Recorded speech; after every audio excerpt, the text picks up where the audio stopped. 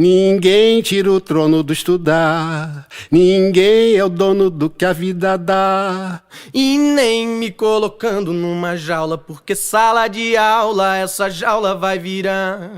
E nem me colocando numa jaula, porque sala de aula essa jaula vai virar.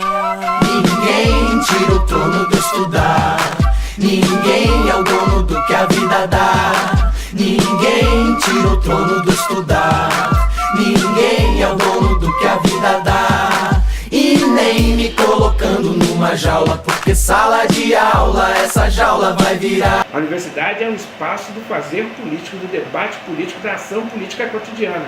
A universidade não vive se não for a partir do debate político. Ela é uma das possibilidades da inovação e da criação do debate político.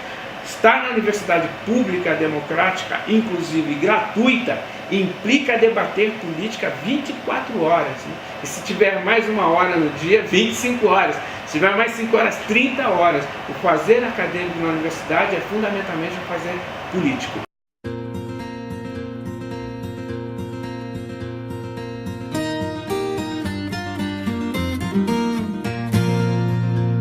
A desigualdade social é, acima de tudo, fruto de um processo histórico que leva indivíduos a uns terem mais possibilidades de acesso a certos benefícios sociais do que outros. Então, quando nós falamos, por exemplo, na educação, eu estou dizendo que a própria universidade, a universidade pública, ela é muito mais um celeiro da classe média, das classes mais beneficiadas, do que da população mais carente. Então a base que nós temos é a base de um país que sai da escravidão, que não pensa em mecanismo político de inclusão, que privilegiou ao longo do século XX a classe média branca, urbana, escolarizada e hoje pode-se dizer proto-fascista, patrimonialista e proto-fascista, que tem acesso aos bens materiais e imateriais da sociedade brasileira. O que faz com que a nossa desigualdade social ela tenha cor e gênero. Os mais pobres entre os pobres são os negros e os mais pobres entre os pobres são as mulheres negras, o ser mais violentado da sociedade brasileira. A gente precisa superar a limitação do pensamento universitário pelo pensamento pluriversitário. Tudo aquilo que é rico em conhecimento científico, tecnológico, político e social que está fora da universidade precisa dialogar com a universidade precisa aprender com esses pensamentos para poder sistematizá-los. Então, um jeito da gente terminar com esse processo de igualdade na produção científica é superar a desigualdade social e criar mecanismos para que a universidade saia da sua letargia e traga para o seu corpo pessoas de diversas cores, etnias, pontos de vista, para retomar a ideia fundamental de que a universidade é um espaço da diversidade.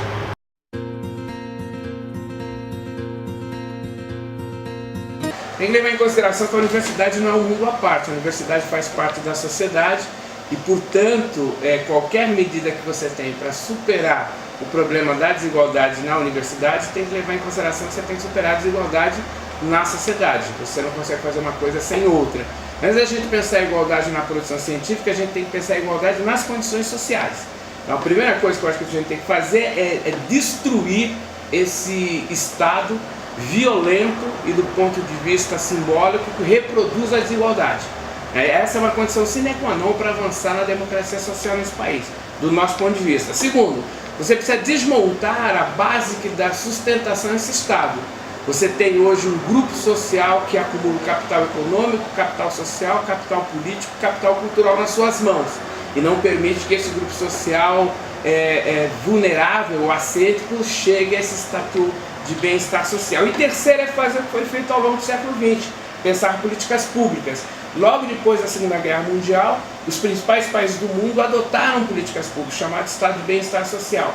Foram eles que criaram políticas públicas na educação, na saúde, na mobilidade, na formação de renda, para que a população pudesse construir condições para poder participar efetivamente do processo político-social em construção.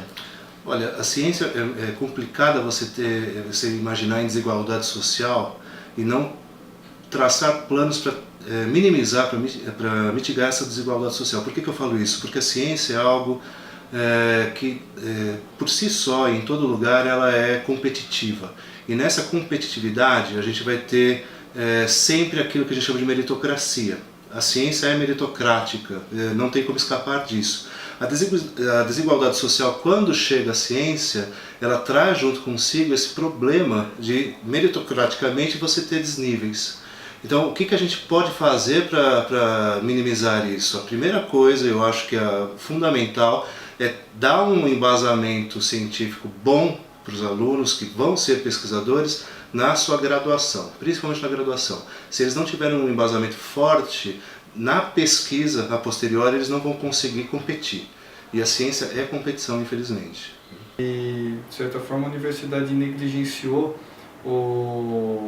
esse projeto de sucateamento do ensino, né, que tem acontecido aí desde a década de 90, basicamente, e como se nunca fosse chegar aqui. E em um dado momento chegou, agora chegou e a gente está tendo problemas de alunos que estão chegando cada vez com menos base, inclusive nos programas de pós-graduação isso tem sido observado, né, que às vezes a falta de conhecimentos básicos às vezes impede o desenvolvimento de alguns trabalhos, né, ou que o aluno realmente consiga aprender bem determinados conceitos. Acontece que como que você vai ensinar aquilo que você não sabe? Muitas vezes a gente nem consegue colocar um programa de monitoria porque a gente não tem possibilidade de com quem contar. Vou explicar. Você tem um corpo de alunos que dentro de uma distribuição gaussiana, é claro que você tem alguns poucos que estão muito acima da média, alguns poucos que estão muito abaixo da média e uma maioria que está ali na média. Acontece que esse perfil de distribuição acabou sendo prejudicado por conta desse sucateamento, né, do ensino básico.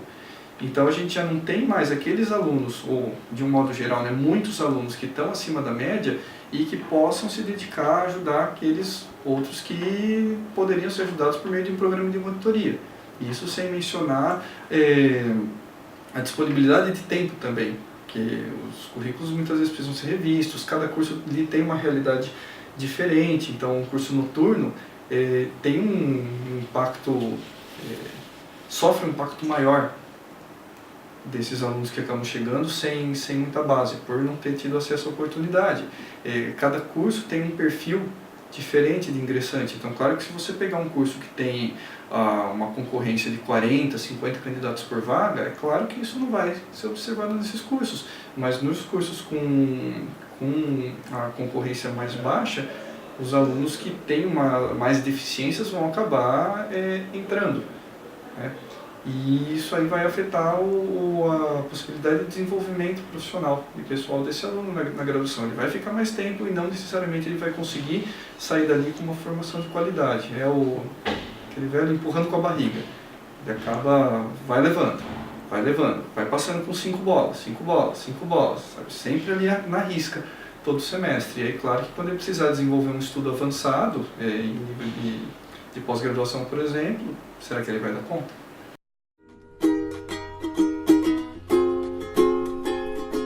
De um lado, você tem grupos que defendem que o ensino hoje ele está em crise e que, na verdade, a escola privada ela pouco se distingue em conteúdo da escola pública. A escola privada seria apenas um reduto da classe média. Pais pagariam para os filhos não terem contato com os mais pobres. Por outro lado, você tem outros grupos que pensam a escola privada, ela muito mais empolgada e interessada em preparar jovens não para a vida, mas para entrar na universidade. Um problema que eu vejo hoje é a falta de profissionais com formação em química para dar aulas de química no ensino médio. É isso que eu vejo com uma maior dificuldade. Muitos profissionais não têm essa formação, então evidentemente acabam não passando de forma adequada o conteúdo de química que deveria passar. É isso que eu vejo como o maior problema.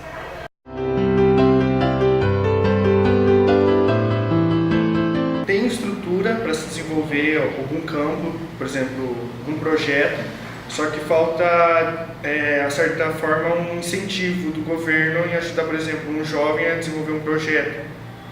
Acho que o que falta é incentivo do governo, mais estrutura.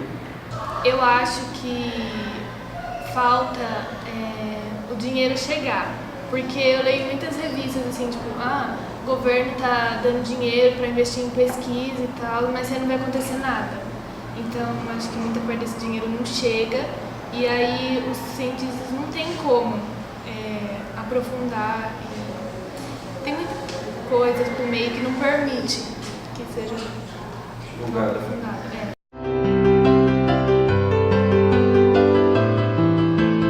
Eu fico, até na hora de estudar, fazer uma prova, eu fico mais calmo. É uma hora que eu gosto. O negócio meu que eu não gosto é mais exatas. Eu gosto e eu acho que é as que eu tenho mais facilidade e as que eu presto mais atenção também, que eu acho mais fácil.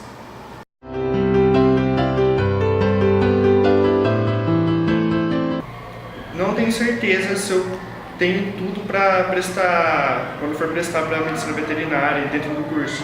Só que eu acho que também não falta muito. O básico eu já tenho. Agora é só aprofundar alguma coisa. Sim, eu acho que aqui nessa escola a gente aprende bastante coisa, porque são 2 biologia, 2 química, 2 física, então a gente aprende bastante matéria.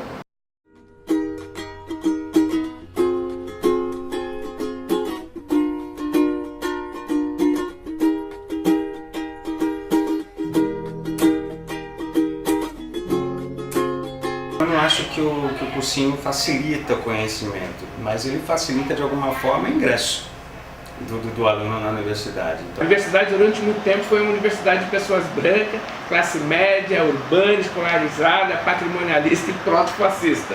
Sempre foi isso em função do sistema de seleção que nós tivemos. Mas em função dessa deformação você tem os vestibulares. Precisa ter vestibulares. O modelo universitário que nós tivemos no Brasil exige uma das coisas mais excludentes e uma das coisas mais decadentes e degradantes do ensino superior, que é o vestibular. O vestibular ele é um mecanismo de seleção de privilégio. Nesse contexto, esses cursinhos são inevitáveis. Você precisa criar mecanismos para que as pessoas possam ter condições de ingressar na universidade. Quero chamar a atenção, num sistema democrático, efetivamente democrático, que respeitasse a organização social, política e tivesse uma política intensa de diversidade, o vestibular seria desnecessário. Deveria ter assegurado o direito de trânsito de pobres na universidade. Em função da situação que nós vivemos, os cursinhos acabam tendo um papel importante. Os comunitários são fundamentais, por várias razões.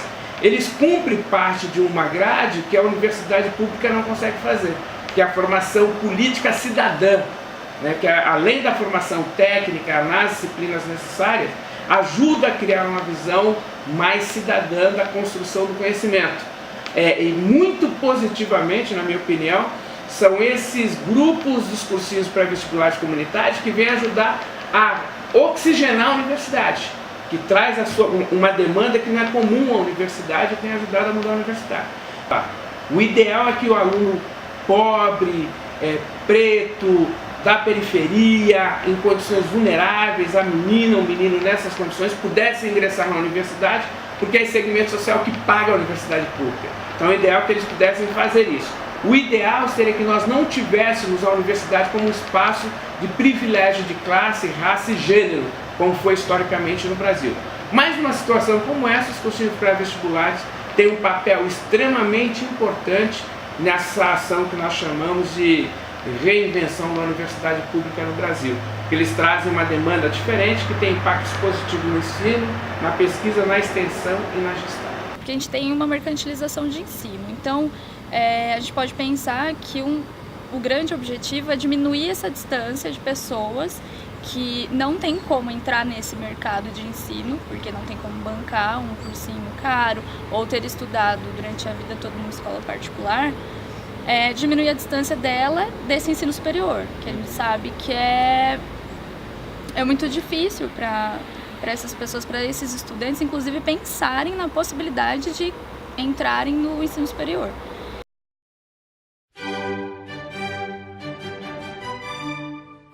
Eu acho que tem diferença porque no cursinho parece que a gente tem mais intimidade para conversar com o professor, que também é aluno. Então, é uma forma de comunicação totalmente diferente do que a gente tem com a escola. A escola, o professor, ele quer impor que ele sabe mais que a gente. Ele quer ensinar, mas ele fala que ele sabe mais que nós. Então, ele está praticamente acima na escola. Aqui não. Aqui é como todos os alunos, professores nossos, falam que eles também são alunos e que eles sabem que a gente já passou, que a gente está passando e que vai ajudar a gente, tanto na matéria que vai ensinar aqui, quanto na matéria que está lá. Na escola, principalmente nas escolas públicas, você tem que seguir um currículo, né? Tipo, provavelmente eles sempre seguem o caderninho do aluno. Aí você não pode sair daquilo. Já que no cursinho a gente faz experimentos, na escola não tem nada disso.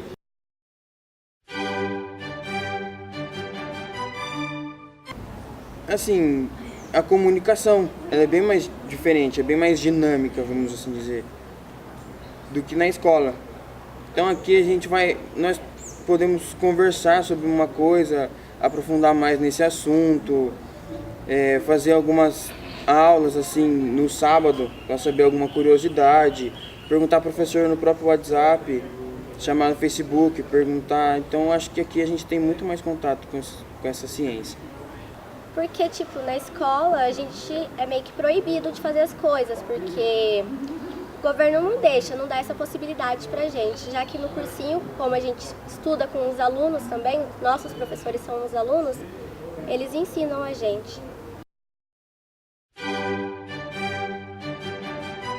É uma dificuldade que eu não chamaria muito de dificuldade, mas de desafio, de poder tirar do abstrato para trazer para a realidade deles, porque a química é uma ciência muito abstrata.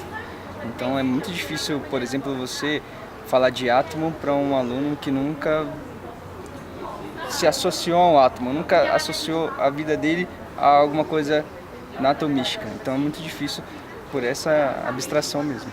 Embora a química, né, você possa fazer reações que resultem em mudança de cor, em explosão e tudo mais, o conceito que tem por trás disso não é visível. Então, o maior desafio é esse, fazer com que eles consigam entender, relacionar aquilo que a gente está passando com o dia a dia, sem que fique tão abstrato, sem que fique parecendo uma coisa de outro mundo. No ensino de física, a dificuldade que eu tenho não é conceitual. Quando eu explico os conceitos de física, eles entendem. O problema deles é na matemática, né? Nós, como um cursinho popular, a gente está sempre trazendo alunos de escola pública. Então eles chegam com uma base matemática muito, muito fraca.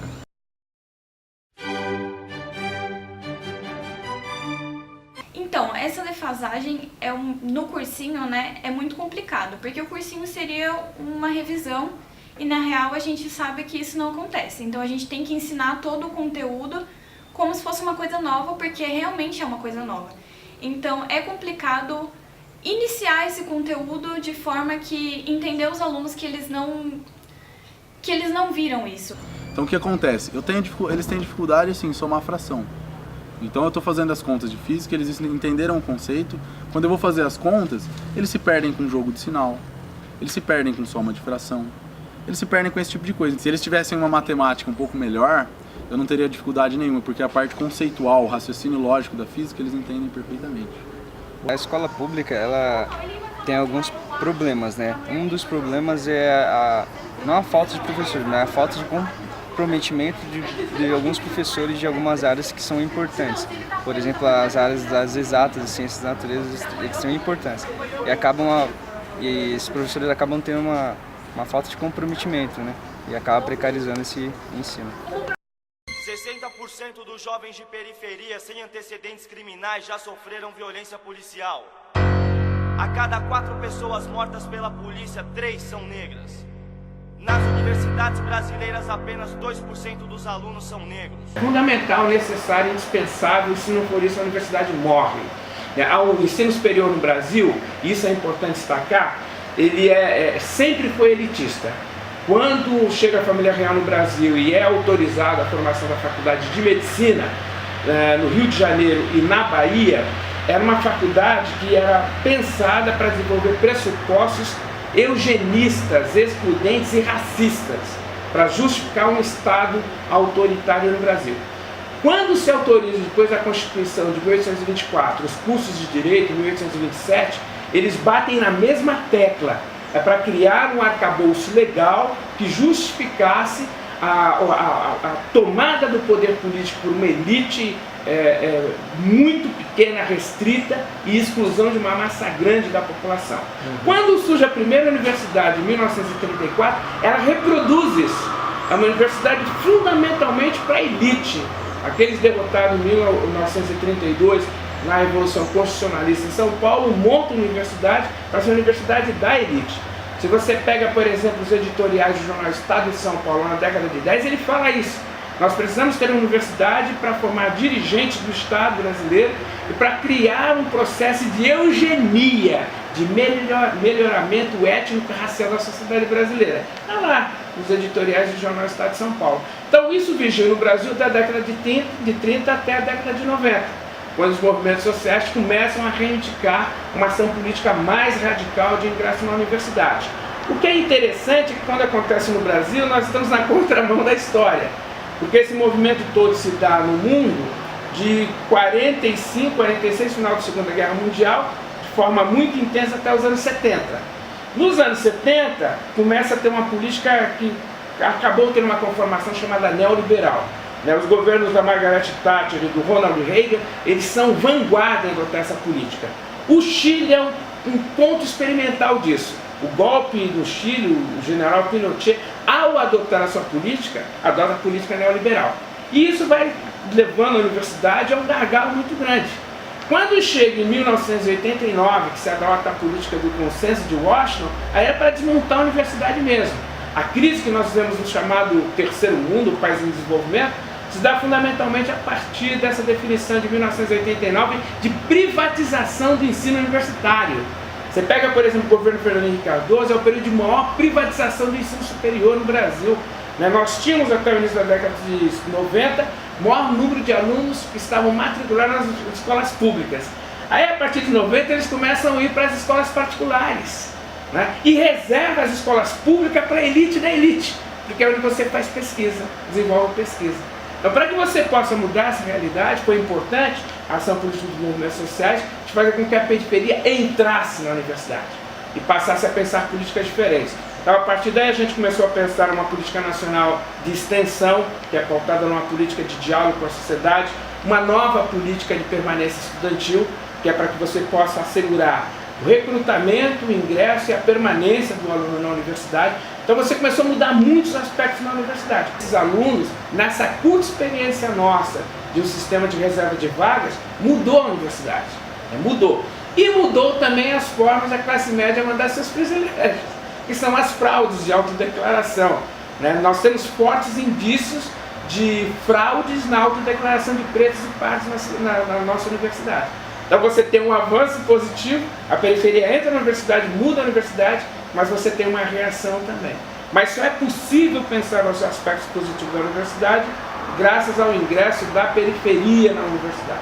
A universidade não se abrir para a periferia, ela tende a se tornar inútil.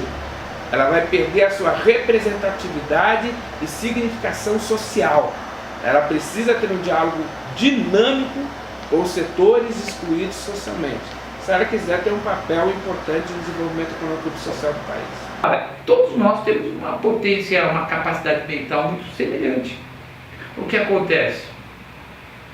O outro, o pobre, ele pode ser até mais, vamos dizer, inteligente que a classe média, mas ele não foi preparado, não foi explorada a inteligência dele. Ou ele vai para uma escola pública precária, ou ele não tem condições de fazer um cursinho, e ele não vai entrar na universidade. Então cabe à própria universidade e à sociedade como um todo, inclusive o Estado, criar um mecanismo de integração desses indivíduos que ou não estariam na universidade pública, ou muitas vezes só viam como maior possibilidade do que entrar numa universidade particular, que é de menor qualidade, e não estar aqui. Então é importante criar esses recursos, que não é só cursinhos gratuitos, mas housing, moradia gratuita, restaurante gratuito. O restaurante é barato, é R$5, coisa parecida, mas nem todos têm R$5. Mas é evidente que a gente não pode deixar de considerar que alguns segmentos da sociedade têm uma formação não adequada em relação aos outros segmentos, tá? Então, mas a entrada desses segmentos na área da ciência teria que ser enxergado exatamente da mesma forma como qualquer outro segmento.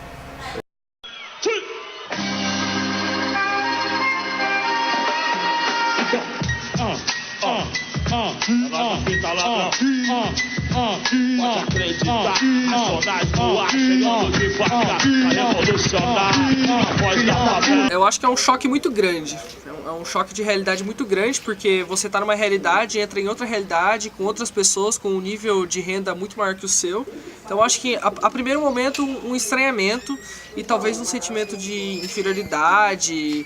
E eu acho que deve ser muito bem acompanhado pela faculdade esse processo de transição do aluno de uma realidade para outra, assim, não só de, por exemplo, se você vai morar fora, morar sozinho, mas sim pela diferença de realidade socioeconômica. Porque nós que viemos de escola pública, de periferia, é uma luta continuada. Nós conseguimos o acesso, mas é muito complicado entrar num lugar onde a maioria ainda é elite, porque é uma ciência produzida pela elite, daí você chega numa escola pública onde a maioria das vezes você não tem acesso às disciplinas básicas do currículo, e você chega num lugar onde tecnicamente eles dizem que todos são iguais, e a gente sabe que não é assim. Então, eu enxergo a entrada da periferia na universidade pública como advindo de lutas, entendeu?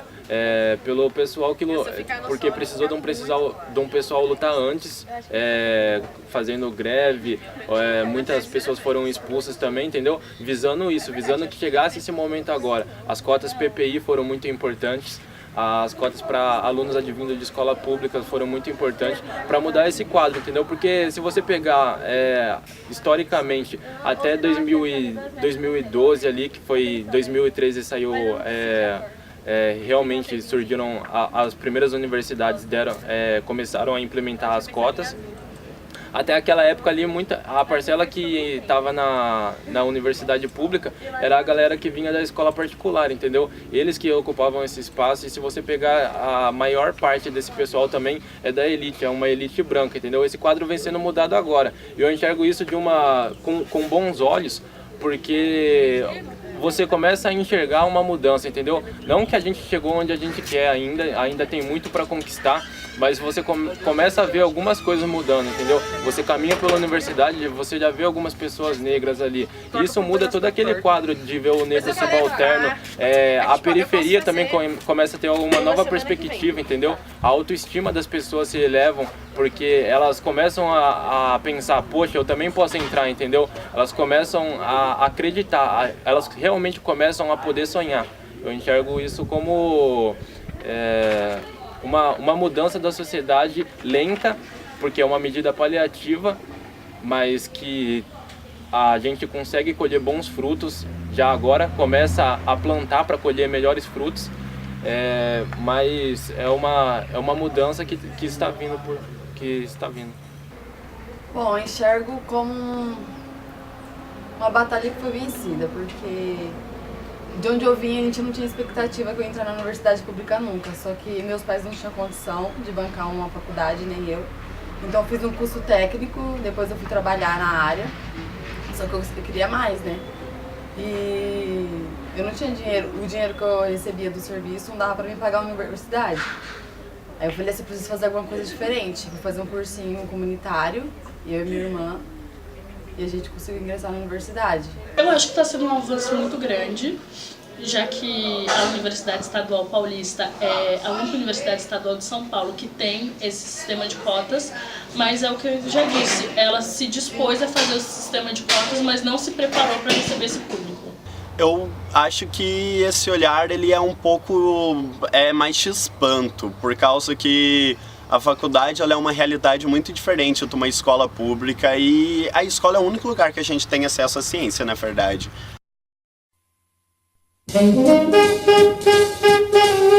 E sempre a sala de aula é um encontro de culturas, né?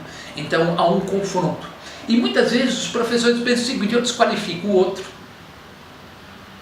o aluno, Eu, professor, sei, mas eu, professor, também sou representante da classe média, de valores, de visões de mundo de classe média. E que, na verdade, a aula é um encontro de culturas, e o encontro de culturas é um diálogo entre indivíduos.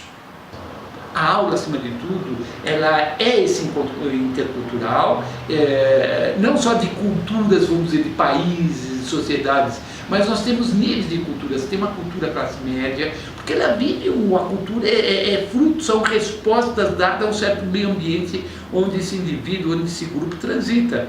E quantos classe média conhecem as condições de vida, ou mesmo o espaço geográfico da periferia, do mais pobre? Fala, e a maior parte passa perto da favela, mas não vê essa favela. No sentido de saber o que é ser um favelado, quais são as condições de vida, o universo mental desse grupo. Que é diferente do meu, não é melhor nem pior, é diferente. Ambos são importantes porque o meu dá resposta à vida que me permite viver, como o cara da periferia a mesma coisa. São diferentes. Então a aula, ser esse diálogo e não ser esse monólogo onde eu sei, o aluno não sabe, eu sou o dono da palavra, eu chego lá e revelo a verdade e calo o outro.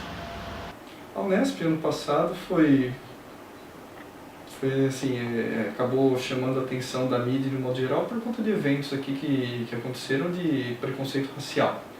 Então, isso aí não é só fora da sala de aula, é dentro da universidade, mas foi lá no banheiro que aconteceu. Não, isso acontece. Então a gente tem casos aí de preconceito, discriminação de várias naturezas em sala de aula. Então, não, os alunos não são vistos nem uns pelos outros da mesma maneira. Acho que nós precisamos ter cuidado com um ideal de igualdade abstrato, também pode ser muito mal, né? E nós temos que ter cuidado para poder, tendo em vista, né, uma igualdade, respeitar as diferenças entre aqueles que chegam e as suas peculiaridades. Em termos de tratamento, é o mesmo tratamento, né? O mesmo metodologia para trabalhar, mas como eu falei, às vezes o aluno da escola pública ele vem com uma grande defasagem em conteúdo, né? Então muitos conseguem superar essa defasagem estudando, né, procurando outras formas de estudar e vencer isso, e alguns não conseguem, né? E como também não é só dizer que veio da escola particular que também vai ter uma grande facilidade, isso não é verdade. Ele também pode ter alguma defasagem, ou também ele não se adaptar à forma, porque ele pensava que ia ser apenas uma continuidade do que ele já tinha visto no ensino médio. Dentro da Unesp, principalmente no curso de Biologia, que eu dou aula, das disciplinas de Biologia, a gente não percebe isso. O pessoal do curso de Biologia não percebe essa desigualdade, digamos assim, de receptividade de matéria. Mesmo porque, antes mesmo de termos essa cotização, o número de pessoas que vinham de escolas públicas para cá beirava 50%. Então o público não foi muito alterado, digamos assim. Ainda temos o mesmo perfil, entre aspas, de alunos. E eles recebem a matéria das disciplinas de uma maneira muito tranquila, né? Não tem muito problema não.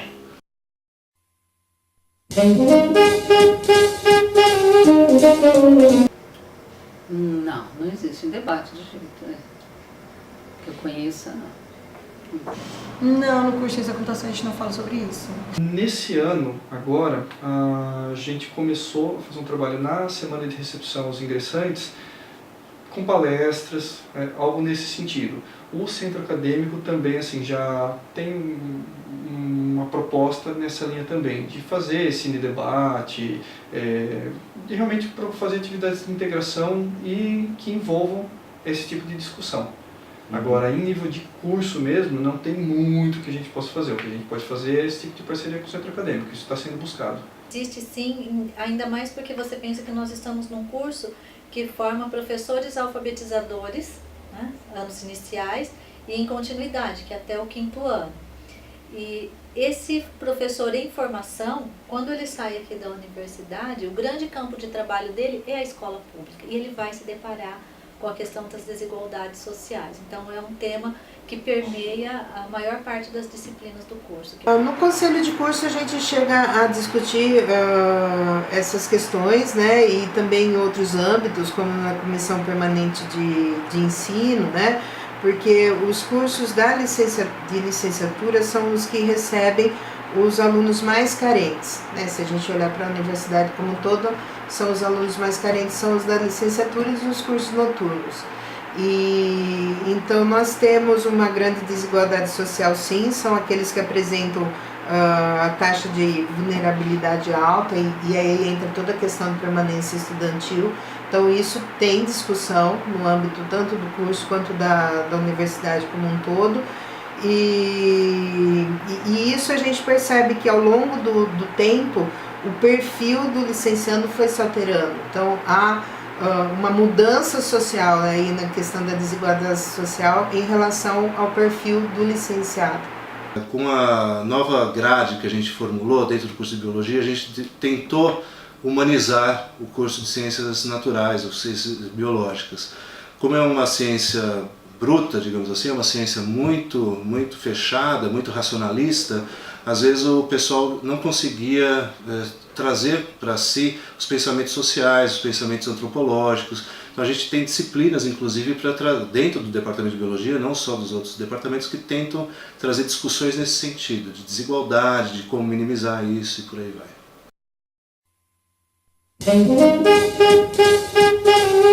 A política de cotas tem por objetivo fazer com que mulheres negras e homens negros e outros grupos étnicos não privilegiados ingressem na universidade. Aí nós começamos a pensar a questão da igualdade. Porque eu acho que as cotas têm um impacto muito grande nessa desigualdade, porque você não permitindo a entrada, por exemplo, do aluno que vem das camadas, das frações sociais menos favorecidas à universidade, você já está de antemão tirando dele a possibilidade de participar, né, da ciência, de fazer ciência, de socializar aquilo que é produzido pela ciência. Então eu acho que não é uma solução para sempre, mas é uma solução que a gente tem pelo menos momentânea.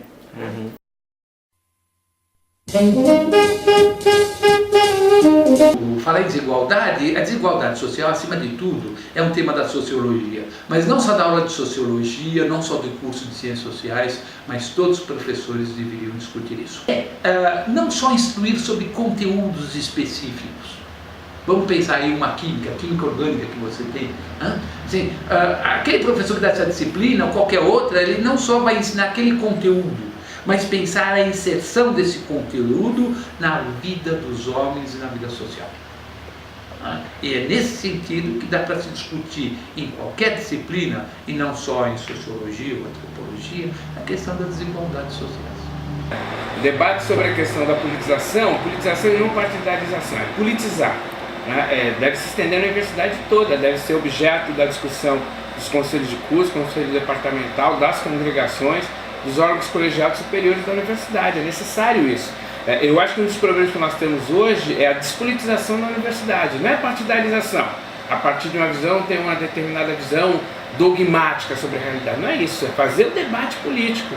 Por exemplo, as medidas políticas adotadas hoje, na minha opinião, pelo governo golpista, vai afetar seriamente a universidade. Vai afetar seriamente a universidade e os grupos sociais em condições vulneráveis na universidade.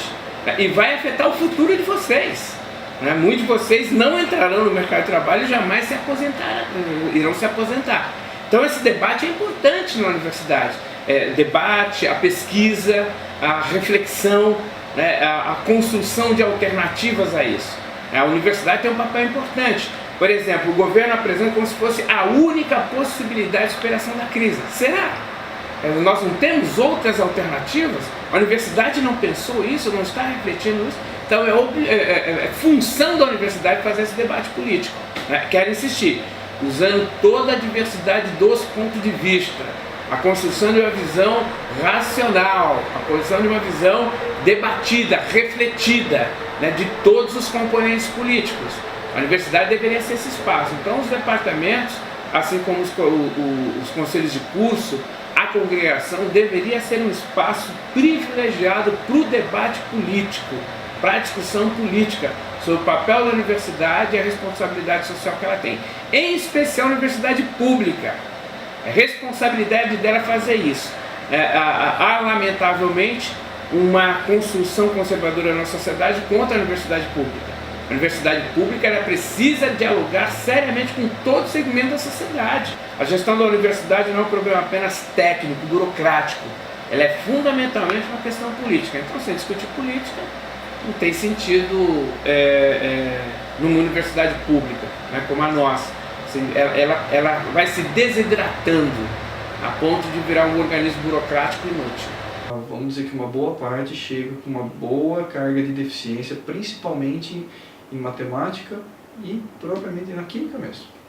Os alunos que estão chegando, nem todos. Eu percebo que tem muitos alunos que chegam com dificuldades, mas eles, quando eles percebem que eles têm as dificuldades, eles correm atrás. Não vejo grande diferença nas minhas turmas entre de onde vêm os alunos, né?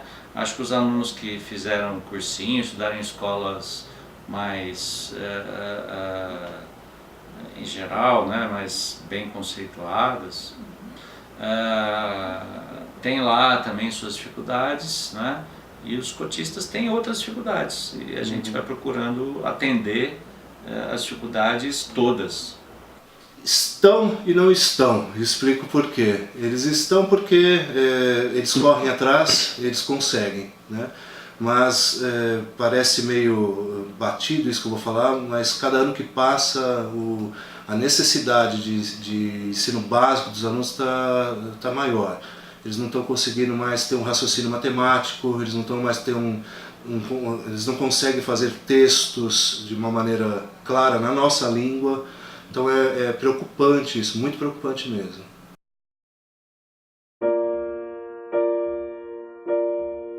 Então eu tive muitas dificuldades, assim, principalmente nas áreas de exata, física e matemática. Eu tinha uma defasagem muito grande no ensino médio, não tive professores de física e nem de matemática. Então eu tive um ensino bem precário mesmo, e quando eu cheguei aqui, alguns professores começam a passar o conteúdo na lousa e não sabem da sua capacidade, né? E você meio que acaba tendo que estudar o conteúdo que era para você ter estudado e o conteúdo que você tem que estudar para estar na universidade, e você não sabe nem por onde começar, então você acaba se perdendo muito.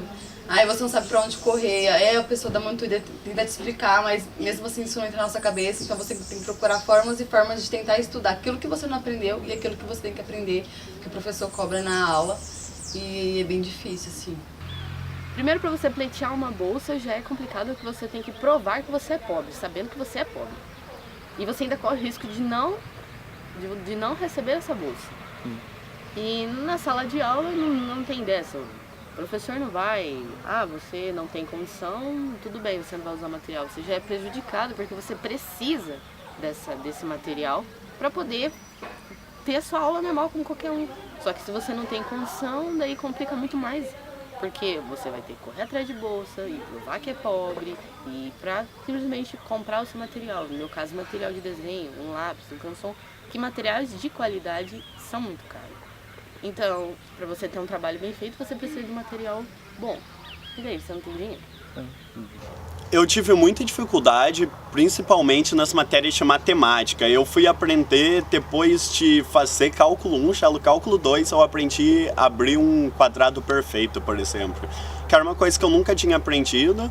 Tem outras maneiras de fazer isso, de resolver esse polinômio, então deu para passar no vestibular, mas aqui tendo essa regrinha básica de impedir. Por exemplo, você está estudando uma matéria de exatas que você precisaria estar estudando uma coisa básica para a matéria, uma coisa fácil que qualquer outro aluno já fez, e você não consegue porque você simplesmente não sabe matemática básica, matemática de nível médio e fundamental, e você não sabe. No meu curso, sendo ele design, a gente não tem tanta exigência assim de uma bagagem teórica. Mas mesmo assim você se sente para trás, entendeu? Você entra e você vê que o restante, o pessoal que veio da escola particular, eles têm uma bagagem cultural maior que a sua, eles têm uma maior oportunidade de viajar para outros lugares, conhecer museus, que é uma coisa que para o ingressante que vem da periferia, ele não tem tanto isso, entendeu? Seu lazer se resume ao quê? Se resume à televisão, talvez um ginásio, se sua cidade tiver suporte para isso.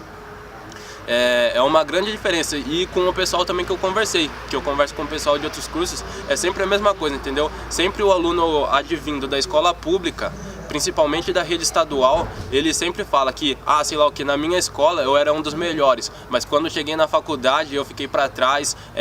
Você vê que o pessoal, parece que o pessoal já sabe tudo, para eles aquilo nada é novo, enquanto para você é pego de surpresa realmente pelo número de trabalhos que você tem e também pela cobrança deles.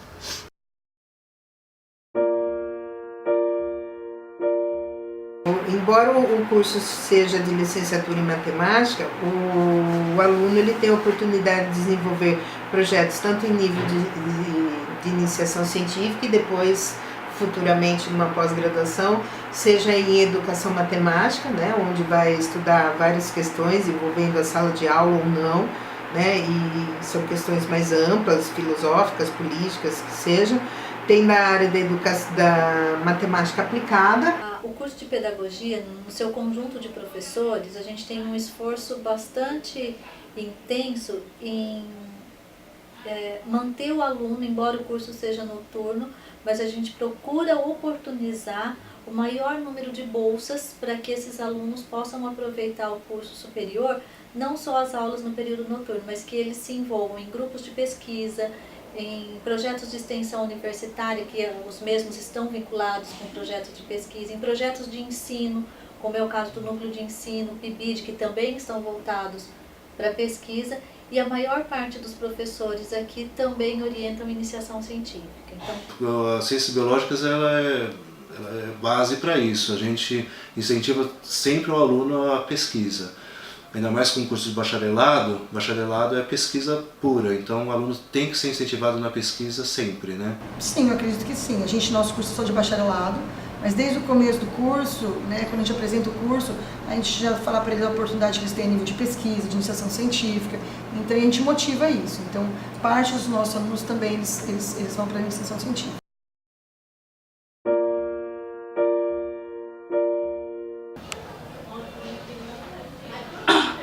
Acho que não só no momento atual da minha vida, mas desde o início, desde que você começa a viver a ciência, é uma coisa importante, é que você é proveniente dela.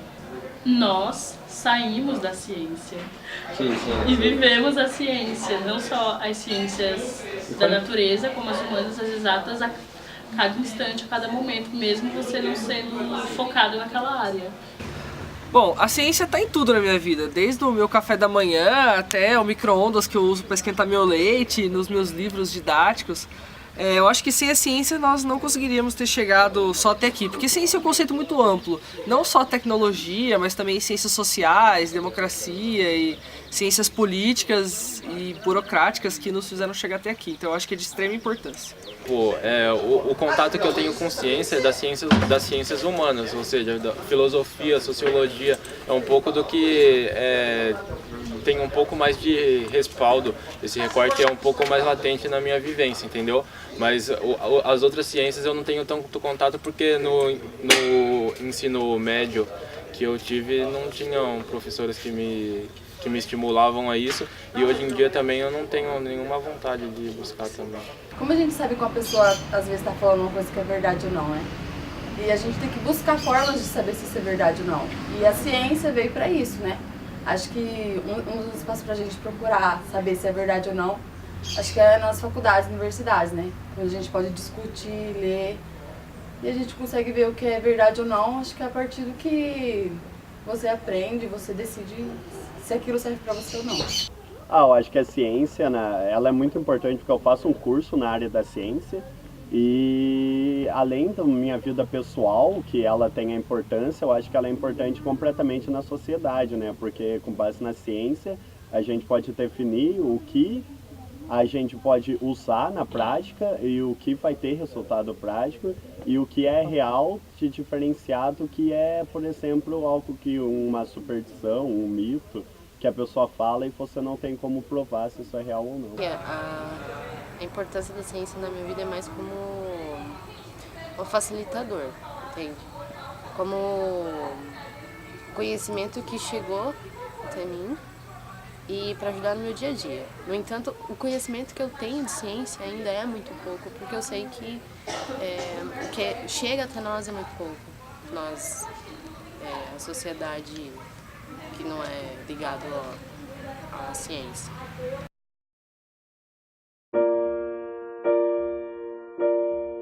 Não que eu me sentia mais apto ou me via assim com mais disposição de correr atrás, entendeu? Mas mudou porque eu convivo com pessoas que mexem diretamente com esse ramo. Aí, tipo, você começa a ganhar outra perspectiva desse assunto também, entendeu? Você vê que, tipo, não para naquele negócio básico ali. Porque se você pegar o contato que eu tive no ensino fundamental com as outras ciências, entendeu? Tipo, sempre era um negócio bem mais raso, entendeu? Só o básico mesmo. Por exemplo, as ciências da natureza ou as ciências exatas. Eu acho que o meu olhar sobre o método científico se alterou ao entrar na faculdade. A ciência, eu acho que eu continuo com a mesma visão. Só que a maneira de fazer ciência, a maneira como a ciência é feita, se mudou depois que eu ingressei na faculdade. Discutir com os amigos, mesmo na casa onde eu moro, nas aulas mesmo. A gente conhece muita coisa que a gente nem sabia que existia, como aconteceu aquilo. Como uma teoria, como um conceito partiu de uma parte filosófica e depois se tornou científico. São coisas que você não imaginava e hoje eu tenho a possibilidade de decidir, discutir e refletir sobre isso. Diferente da vida que eu tinha antes de entrar na faculdade, agora eu vivo a ciência não só de fora, não só lendo, mas eu pesquiso a respeito, então eu estou mais dentro da ciência, digamos. Sim, depois que eu ingressei na faculdade,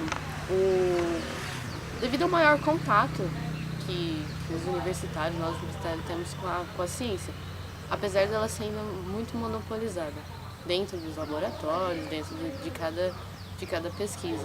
Ainda é uma ciência muito comum comparado do que é produzido dentro das universidades. Antes eu achava que a ciência era mais utilizada para um fim da humanidade, assim. Eu achava que as pesquisas que eram feitas na universidade eram todas para poder ajudar a humanidade a avançar, acabar, sei lá, com desigualdade social, pobreza, fome. Só que na faculdade eu vejo que, na verdade, a ciência ela serve um pouco mais ao mercado, assim. Ela é mais para fazer os ricos ficarem mais ricos do que ajudar a humanidade.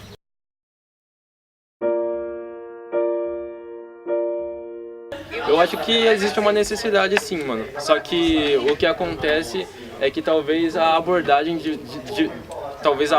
devesse ser diferente, entendeu? Porque eu acho que a abordagem que tá errada, não as matérias em si. As matérias têm muita importância, porque você aprende um pouco sobre o que está ao seu redor, você aprende como as coisas funcionam, mas talvez a abordagem não esteja sendo feita do melhor jeito que pudesse ser feito, entendeu? Porque sempre para numa coisa muito rasa desse assunto. Eu não acho importante. Eu acho que o importante é você saber a sua história, a sociologia, como funciona a sociedade, a economia. Agora, fora da minha profissão, eu não vejo necessidade nenhuma em saber química, biologia ou nada de física. E até alguns tópicos mais avançados de matemática. Eu acho que diminuiu a necessidade, então estudar matérias como química, biologia, física. Física nem tanto porque eu uso no meu curso, mas diminuiu a necessidade de eu estudar os outros. Mas embora diminuiu, quando eu estudo agora é por um motivo que eu quero. Eu vejo um documentário sobre o corpo humano porque eu quero. Eu vejo um documentário sobre química porque eu quero e não porque eu vou sair em uma prova. Então eu acho que eu aprendo muito mais do que quando eu estudava porque eu era obrigado.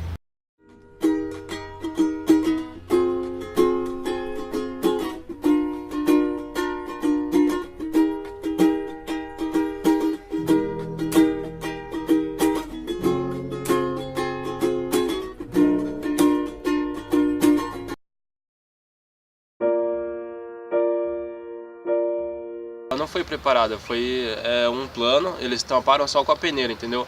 Existia a demanda por parte do movimento negro e de outros movimentos também, de que fosse implementada a cota, só que para foi meio que para calar a boca desse pessoal que eles fizeram. Eles deram o ingresso do negro para a faculdade, mas não providenciaram nenhuma medida para a permanência desse aluno na faculdade.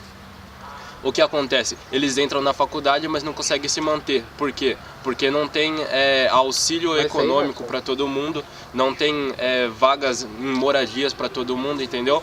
Ou seja, é uma grande enganação. Porque se você pegar as cotas, aumentaram o número de ingressantes negros na faculdade? Aumentaram. Mas olha o número de formandos, entendeu? Ainda é muito baixo se comparado com todo o resto. Eu acho que as minorias, que na verdade não são minorias, são maiorias. Se você pega, por exemplo, a população preta e parda, autodeclarada, se você pega mulheres, se você pega mulheres negras, se você pega pessoas com deficiência, se você vai pegar naquilo que a gente chama de minoria, você junta tudo isso, é a grande maioria da sociedade brasileira. É importantíssimo o ingresso, porque acho que traz uma visão nova, dá mais pluralidade ao debate, traz uma singularidade de vivência desses grupos sociais que a universidade não tem discutido, amplia o leque de possibilidades e promove mudanças profundas na universidade, desde a sua arquitetura até a sua concepção teórica intelectual. Então, é fundamental, é indispensável. Eu acho que são esses grupos que vão trazer à universidade um hálito novo, né? Um momento novo de produção de ciência. A universidade, ela sempre foi um projeto de classe média, um projeto burguês, e ela foi totalmente estruturada, historicamente estruturada, para atender essa classe social. Então é necessário repensar o próprio papel da universidade e dos personagens que povoam os campos universitários. Os altos índices de violência física e simbólica que nós temos sobre o grupo social vulnerável na universidade é alto. Em 2014, houve uma comissão parlamentar de inquérito que investigou a violência nos trotes das universidades públicas de São Paulo. O relatório final é um pequeno tratado do terror, né? Racismo, machismo, estupro presumível e efetivo, violência contra lésbicas, gays, grupos trans, que não se dá no período apenas no período do trote, se estende durante a vida acadêmica dos alunos. Em alguns casos, se estende durante a vida profissional do aluno. Acho que eu senti tanto preconceito, assim, tanto dos alguns alunos que estudam aqui, tanto de professores, e a parte de permanência estudantil também. Eu acho que não mesmo. Assim, fomos construindo, discutindo com muitos colegas. Alguns nem sabiam como a gente veio aqui, de forma financeira eu não sabia a nossa situação, alguns simpatizantes das nossas causas. Difícil, mas a gente está lutando para conseguir um espaço melhor, né? Porque se depender só da universidade, você não for atrás e falar, olha, tem gente que precisa de um auxílio, tem gente que precisa de uma atenção a mais porque tem dificuldade acadêmica, você vai ficar largado de mão, acaba desistindo do curso e voltando para casa. Então, o nosso processo agora é trocar o pneu para o carro em andamento. Nós precisamos reivindicar uma política pública e institucional na universidade pela educação à diversidade. Nós precisamos instituir na universidade pública, nessa, em todas as universidades, uma política pública. Os professores precisam estar preparados para deixar de fazer piadas sobre mulheres, gays, lésbicas e negros em sala de aula. Os funcionários precisam compreender que o espaço da universidade é um espaço para a diversidade e os alunos têm que respeitar isso. Parar com essas pichações do banheiro. Se você tem um espaço de debate político-democrático, você não vai pichar o banheiro, você vem para esse debate, para essa discussão. Se o debate de fato é democrático, você tem toda a possibilidade de apresentar seus pontos de vista. Então é necessário que a universidade crie um ambiente que eu chamo de uma política institucional para a educação, para a diversidade, como muitas universidades têm pelo mundo afora. Tem políticas públicas para aceitar a diversidade, para lidar com a diversidade, para estudar a diversidade, para empoderar a diversidade, porque ela é epistêmica, como eu disse agora na nossa conversa. Se a gente não entender a dimensão epistêmica da universidade, a gente não entende isso. Mas elas não estão preparadas. Haja vista o grande registro de violência contra grupos sociais ascéticos. Ela não se preparou para isso. Vai ter que se preparar. Vai ter que se preparar e acho que faz parte da ação política desses grupos na universidade que faça isso. Eu acho que a universidade ela não tem estrutura para receber um aluno de permanência atualmente. A Unesp, no caso, por causa que depende, tem públicas que tem bastante políticas de permanência e tem algumas que não. Falta bolsa, falta RU, falta moradia. Isso atrapalha muito o aluno, né? Porque o aluno ele precisa parar de estudar para se dedicar a coisas como fazer comida, trabalhar para se manter e coisas do tipo.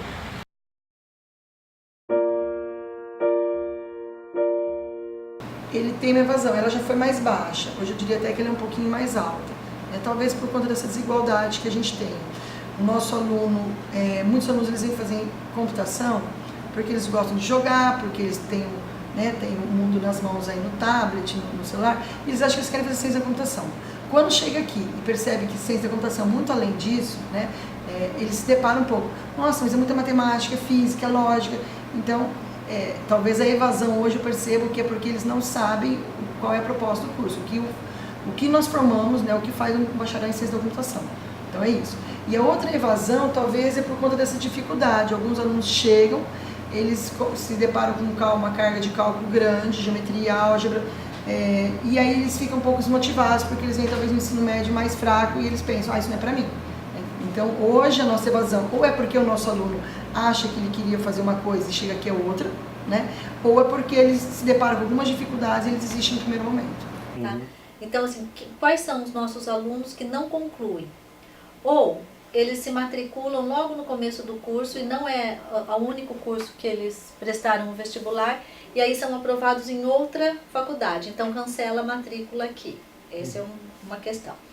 Outro, o curso tem uma predominância, queira você assim, queira não, de meninas, de mulheres. Elas, em algum momento do curso, por vezes, acabam ou casando ou engravidando e ainda trancam matrícula. Algumas voltam, outras não, que é outro motivo. Tem ainda aquelas que vêm para o curso e já são casadas.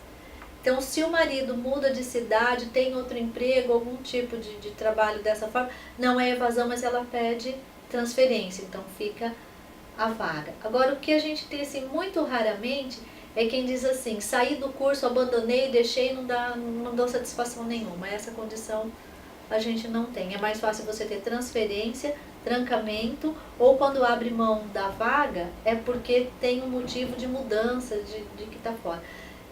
Teve alguns casos nos anos anteriores de aluno que disse assim, eu estou desistindo do curso porque eu cheguei no segundo ano e descobri que não é o que eu quero. Então eu estou trancando, estou devolvendo a vaga aqui, estou indo embora, eu vou estudar de novo, eu vou prestar outro vestibular, vou fazer outra coisa. Olha, essa evasão ela tem diminuído. A gente imaginou no início que essa evasão se dava justamente porque o aluno não conseguia se enquadrar ao sistema de cobrança universitário. Mas a gente percebeu que são coisas maiores que acontecem.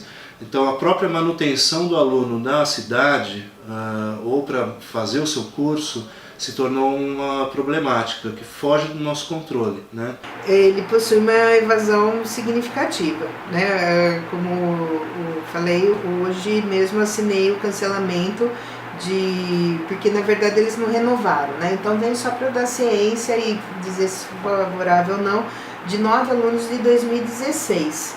Então, se a gente for pensar isso, é quase 25% só de alunos que não renovaram a matrícula, então eles perderam a sua vaga, Então, fora aqueles que renovam a matrícula e eles não frequentam o curso, Então, não sei por que eles mantêm a matrícula. Então, a taxa de evasão do curso de matemática é alta. A evasão no curso de psicologia é pequena, tá?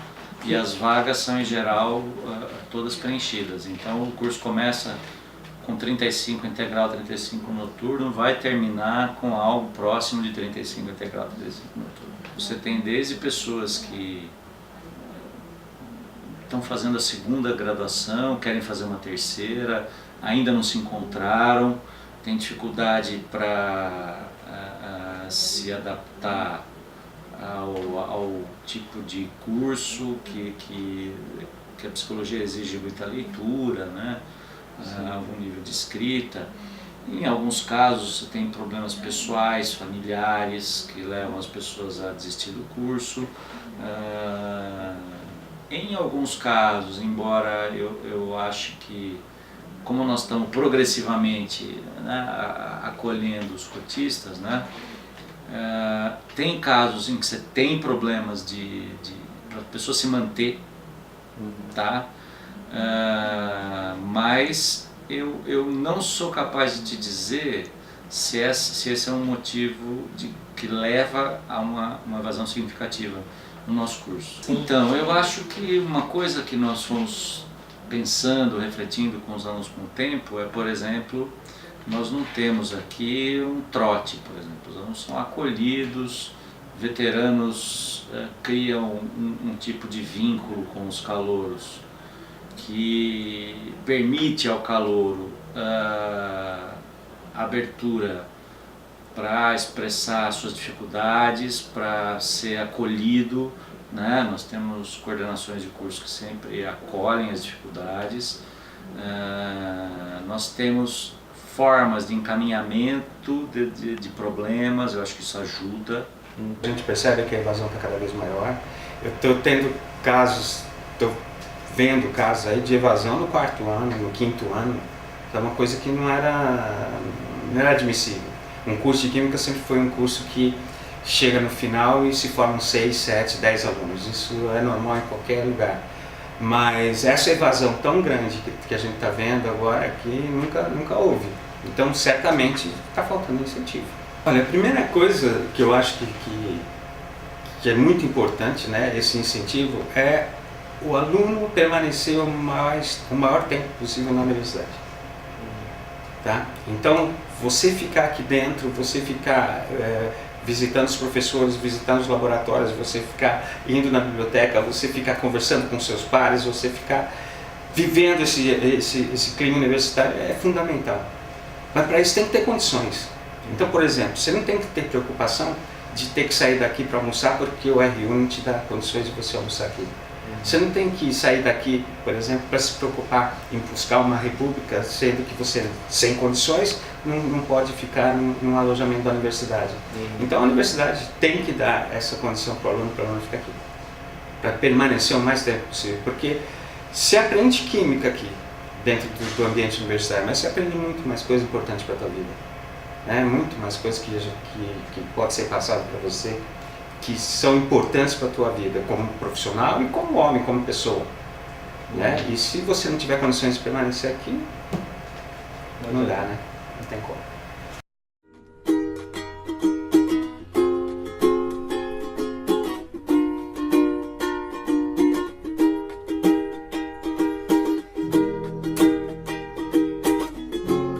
A universidade ela se fecha em si mesma. Então, parece que é respeitável quem está dentro do campus, né? E quem está fora é burro, é incapaz. Eu lembro que, veja, eu tenho um computador, tenho uma mesa, tenho tudo, recebo um salário, isso é pago pela sociedade. Inclusive aqueles desabonados que tiram dinheiro da boca para pagar impostos.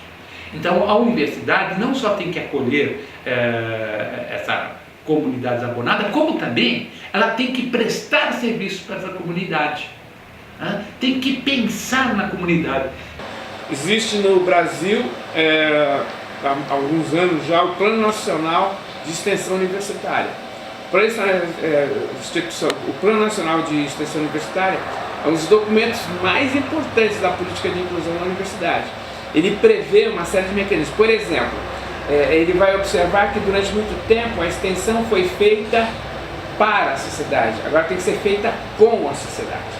Essa é uma mudança profunda. Né? Quer dizer, hoje, quando ele fala com a universidade, é para que você traga os conhecimentos da comunidade para a universidade, para que a universidade possa estabelecer diálogo entre o pensamento universitário e o pluriuniversitário.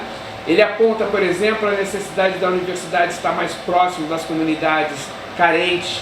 Ele aponta, por exemplo, a necessidade da universidade ser uma ponte efetiva na produção do conhecimento, em especial no respeito aos saberes ancestrais que você tem na sociedade.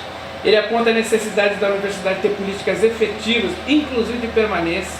Então existe um escopo para isso, né, que é o Plano Nacional de Extensão Universitária. E ele aponta uma coisa importante, a indissociabilidade entre extensão, pesquisa e ensino. Então, o que nós não temos é disseminado esse debate na universidade.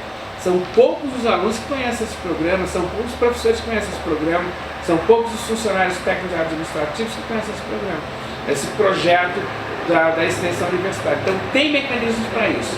Há experiências bem-sucedidas. Então, o Departamento de Química não tem um volume muito grande de projetos de extensão, propriamente. Ideias para projetos tem e provavelmente isso vai começar a ser colocado em prática a partir do ano que vem. Então, assim, agora uma discussão que foi resgatada, resgatada não, né? A gente voltou a discutir o Plano Nacional de Extensão. Então, a extensão deve voltar aí, talvez até ser incluída no currículo. Nossa, que ótimo. Aí a gente tem alguns projetos que a gente atende comunidade, né? Hoje a gente tem alguns projetos de robótica, como os meninos do ensino médio, né? Então nós temos alguns projetos sim que atendem a comunidade. E a gente tem alunos envolvidos nisso, que eu gosto bastante. Né? Eu sempre falo que na universidade pública a gente faz muita pesquisa e extensão. A gente não faz pesquisa e extensão sem a colaboração de alunos. Então, a partir do momento que os nossos alunos estão envolvidos nesse processo, né, de ensino, pesquisa e extensão, a formação também se torna muito mais simples. Os projetos de extensão, eles atuam nas mais diversas áreas da comunidade. Então, eu tenho projeto de extensão em escola, projetos de extensão em comunidade de bairro, em igrejas, em espaços não formais de educação, e aqueles específicos, projetos de extensão universitária com escolas, aí acontece dentro de escolas estaduais ou municipais. Então tem sim uma interface boa. Quando se fala em departamento de matemática, tem que pensar que não vai trabalhar socialmente, principalmente no sentido mais geral da palavra, né? O que ele consegue atingir é mais as escolas, né? Então é um social mais restrito a escolas e a formação do professor. Então existem projetos que vão trabalhar diretamente com os alunos, né? Os alunos daqui vão trabalhar com os alunos da escola, alunos daqui ou colaboradores externos vão atuar com a formação de professor, né? Então, de modo geral, há sim um trabalho do Departamento de Matemática, dos professores do curso da licenciatura atuando em projetos sociais.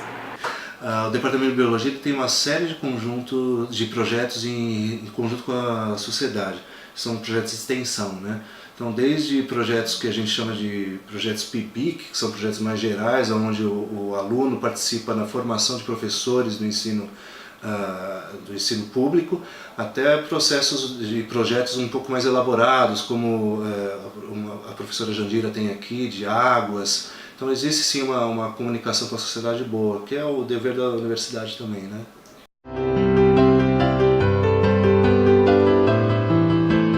Com retorno para a sociedade, mas isso pode ser feito de várias formas. Pode ser feito por meio de uma extensão, pode ser feita por meio da aula num cursinho popular, que você vai estar ajudando uma comunidade, ajudando até mesmo as pessoas que você conhece. Eu acho que o importante é ter um retorno. No meu caso, eu quero trabalhar com divulgação científica para conseguir divulgar o que está dentro da faculdade para quem não conseguiu entrar e quem não tem acesso.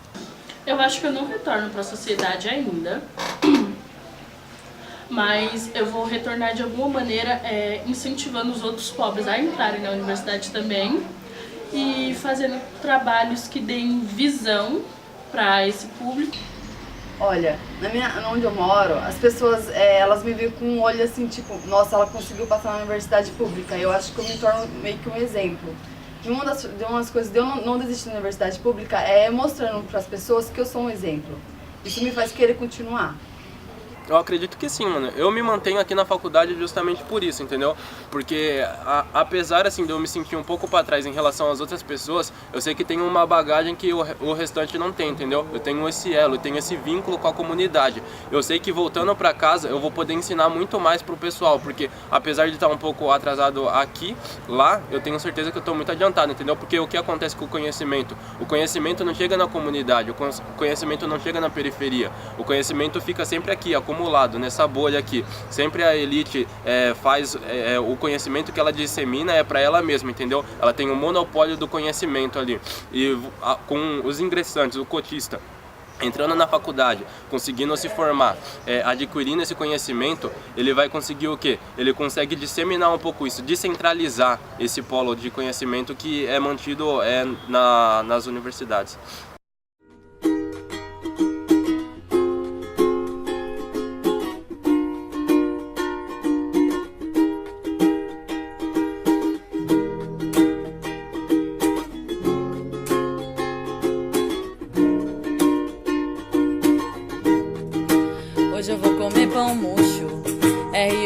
não vai sobrar. Universidade ocupada, é greve de estudante, nós a lutar. Hoje eu vou comer pão murcho, RU você não vai sobrar. Universidade ocupada, é greve de estudante, nós a lutar. É greve no campo inteiro, estudante, funça também professor. Tem grevista, engenheiro, artista, guerreiro e educador. Eu faço mesmo tumulto, ocupo, insulto a instituição, pra garantir permanência, quem entra aqui não tem condição.